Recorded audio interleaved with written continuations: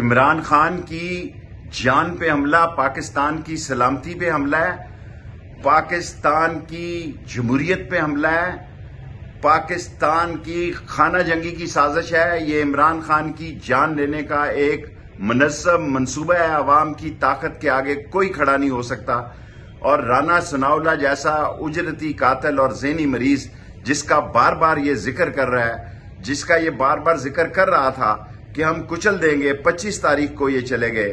یہ سازش کے تحت مسلط کیے گئے بہکاری ساری دنیا میں ناکام ہو گئے، ان کو کوئی خیرات نہیں ملی۔ اب جب لوگ راولپنڈی کی طرف بڑھ رہے تھے تو راولپنڈی سے ایک سمندر نکلنا ہے، یہ کنٹینر اور یہ 27 کلومیٹر کی جیل، یہاں سے ان کو بھاگنے نہیں دیں گے،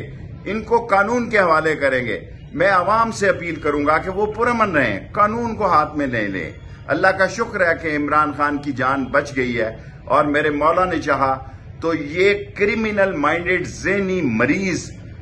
اور اجرتی قاتل رانا ثناءاللہ اور اس کے پیچھے موجودہ سازشی حکومت قانون کے شکنجے میں آئے گی اور قانون کے دائرے سے نہیں نکل سکتی۔ پاکستان ان مسائل سے نکلے گا، اور قوم عمران خان کے پیچھے کھڑی ہے، اور جو اصلی اور نسلی ہے وہ عمران خان کے ساتھ کھڑا ہے، اور پاکستان انشاءاللہ ان سازشیوں سے اسی مہینے